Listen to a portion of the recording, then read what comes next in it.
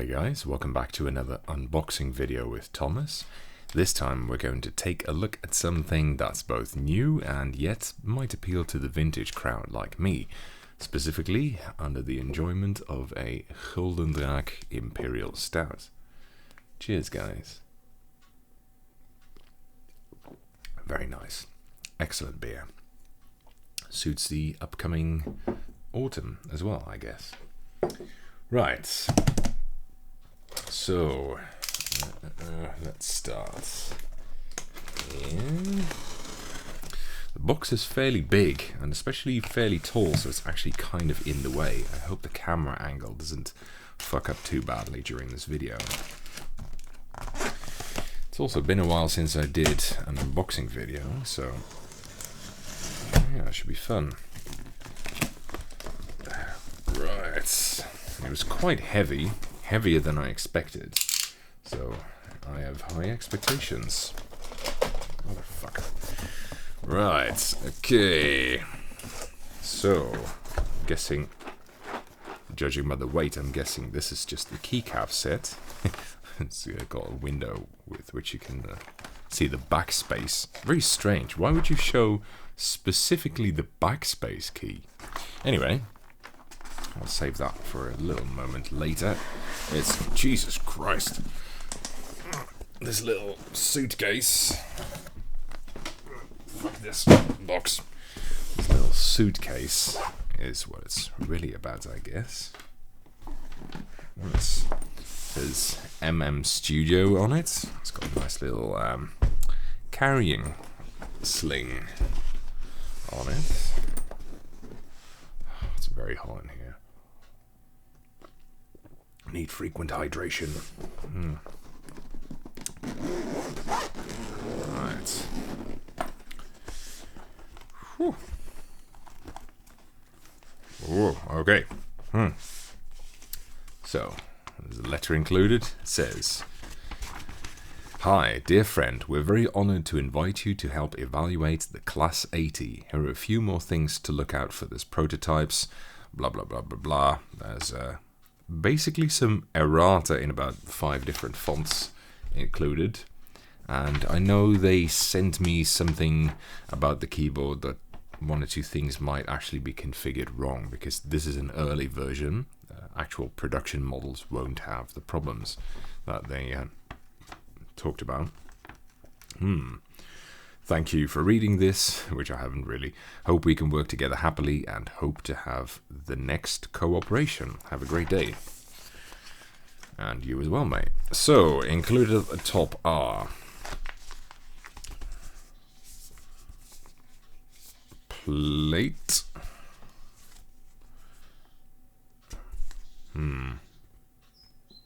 Very big hole in it. Looks like a gasket of some sort. And here's the PCB. And here is the foam, I'm guessing, with something in it. I'm just gonna see what else is in here, because there's a little lump. I want to know what it is. That's a lot of foam, General. Some over-enthusiastic bird outside my window making quite racket, by the way. Jesus, look how thick that foam is. Fucking hell. Okay. Also looks a little bit fragile. So, 2 sheets of foam. Another sheet of foam. And a thinner sheet of foam. My God, this is the most dampened keyboard in history or something. And 2 more sheets of foam. I mean, even one of these thin sheets of foam is already more than, you know, the little mat that IBM Model M keyboards had in them. Right. Then, what is this? More foam. Just a small, rigid piece of foam. Get rid of that. Let's unpack this. It's a nice looking PCB. So if you haven't guessed it already, this is a kit keyboard. There you go. It says gasket on it in quite a few places. It's got what looks like gasket loops, probably for attaching something to it. Interesting. Yeah. Wow, this is one of the stealthiest PCBs I've ever seen in my life. I mean, there's nothing on it that you can see. Obviously, it's got hot swap sockets, really, but other than that, not much going on here. I kind of wonder, must be more. I mean, I can't see anything like, is this backlight? I don't know, difficult to say. In any case, next thing.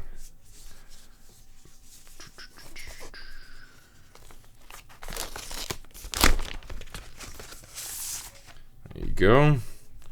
Small rigid plastic plate. I think that's just a gasket, really. And then what looks like the mounting plate. Well, like, no, it doesn't really make sense. Maybe this is the gasket, because it's obviously missing most in the middle.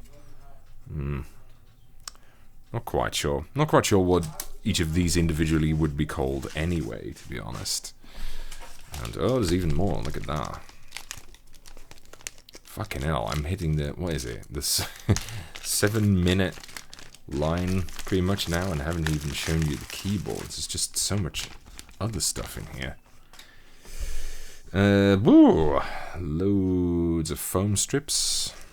And even some more. I'm going to guess that's the feet.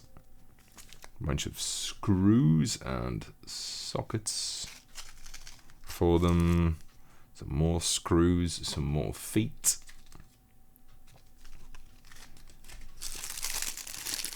What is this? Must be a tool of some sort.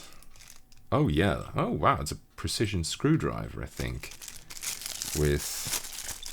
Oh, I don't think I've ever been given a precision screwdriver in a keyboard set. Tools sometimes, yes, but yeah. That's weird. Look at that.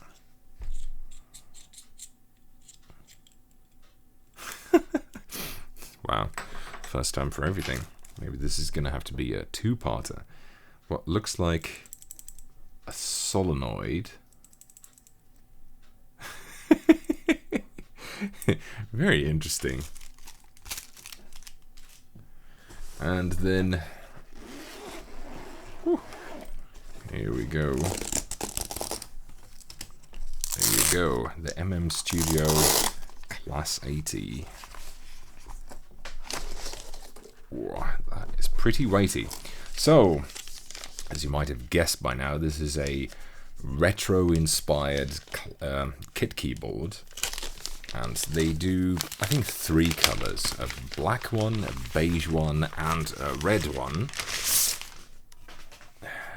A little bit in Famicom style, and that's obviously why I went for. I think it looks amazing, by the way. I never owned a Famicom. I like vintage computers, but man, look at this gorgeous boy here. That is excellent. It's also very heavy. The 2 halves of the case are pre-assembled, and yes, there is a. I think this is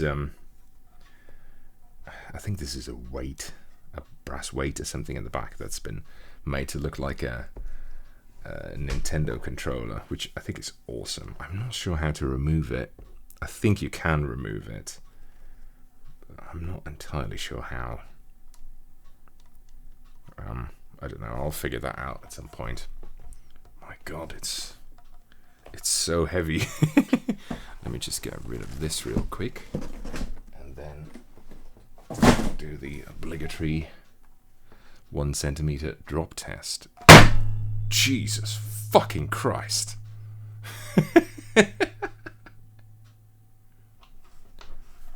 So, Well, I don't think it includes a manual. Unless it's with the keycaps. Speaking of which, let's have a look at that. Ooh. The keycaps have come slightly loose during transport. It's actually okay, it's not that bad. Yeah, nothing else in here. So, look at the keycaps. Nice vintage looking ones, they look very cherry-like. With the font in the correct top left corner. A little bit of glare from the studio lights, but I think you can tell. It even includes a... I hadn't seen that one before. Look at that. A Windows... What is it, 95? 95 or 98 or both? Keycap in full colors. The old logo, basically. It's also got slightly more boring Windows logos. I really hope you can see that on the camera. But that is cool, though. Very nice. Cool keycaps there, even. So, there is no manual included, which probably means I'll have to dive into the internet, because, I mean, we've got this, and this, and this, and that. These two, and then this thing, and that thing, and two more things. Plus, obviously, these here, which is and the solenoid.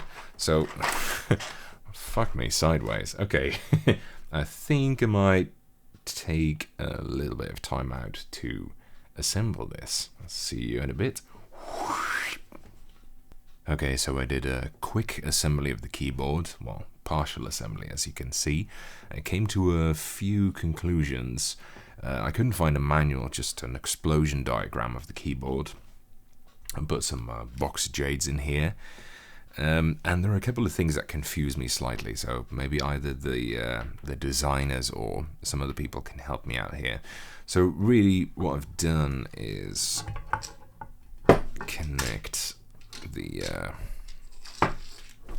parts up in the following way. I'll just quickly get rid of this ribbon here. This is what connects the motherboard, well, the PCB, to the lock lights. And you have to kind of turn it around, I think, in order to fit it, which is weird to begin with, but anyway. So, by the way, these plates are fucking heavy as shit. So there's lots of foam in here, obviously. You stick some of the feet, these ones, on the edges of the PCB to isolate them even further, and then you kind of sandwich them between the mounting plate, which is this, and the PCB, and there's one layer of foam in between. I couldn't fit the other layer, which is this one. I couldn't fit the second one in as well. Maybe if you really, really push hard enough, but I'm kind of afraid that that would push the switches out of the hotswap sockets. And below that is a mat, and below that is another mat, and below that is the small foam brick thing. And then you have cables. I hope you can see them on the camera, running through these cable gutters here. The keyboard is very nicely machined, and there is already a solenoid connected, so I don't think I need this. I think this might be a spare. In any case, there was also this thing, which is, I guess, also a gasket, but the diameter of the center holes is smaller than the diameter of switches, so I couldn't actually push them through. It didn't really fit. I don't know if you're supposed to force them through and create more isolation somehow. I don't know. This is really just a quick jobby. Also, this, I should have thought of that. This is the stabilizer mount board, and the screws include standoffs. There's no way you're ever going to be able to see that. brass standoffs and screws, and I guess you're supposed to mount this above this plate, which would correspond roughly to this height, which makes sense. The only problem is that if you use this, actually there's two problems. If you use this and you then put the top cover on, there's a big gap between the two. So I don't know if it's supposed to be like that, but I'd be very surprised. So I left this off for the moment. Bugger off. And also, what else was I going to say? Oh yeah, while the PCB and the mounting plate have the option for an ISO enter key, which is also included in the keycap set, even though the legend looks a little bit fuzzy. I know that's not going to focus, but anyway, the mounting plate doesn't have this option. So yeah, that's a bit weird. Oh yeah, also I need to add this switch back in, obviously, if I'm going to make ANSI. So that's a bit weird. There are a couple of different holes that you can use. I think there's even an LED hole here for an integrated LED for caps lock. It comes with a stepped caps lock key, and I think you can probably also put it slightly next to it, so you have a non-stepped caps lock key, but who in their right mind would use a non-stepped caps lock key, let's be honest. Anyway, enough waffling. So I still see some weirdness that I don't completely comprehend yet, but it does look very nice. And I mean, even with most of the keycaps not attached and the case not closed, it makes a pretty cool sound. It's this is probably the most foamed up keyboard I've ever typed on, and normally I think foam doesn't necessarily help the sound of a keyboard, it just deadens it. But that is pretty cool though. Because of all the foam, I specifically elected to pick clicky switches, because if you use linears or tactile switches, the ones which are a bit more silent, then it really becomes very dull sounding. It's what many modern keyboard enthusiasts prefer. But if you prefer a nice full sounding keyboard, then you know that it just sounds dead and lifeless. That said, this does sound nice, very, very crisp. So yeah, hopefully the developers can get back to me with some tips regarding this. And I'll I'll wrap this video up now because it's gone quite long for an unboxing. This will appear in a review at some point down the line for sure. In the meantime, have a good time, and I'll see you later, guys.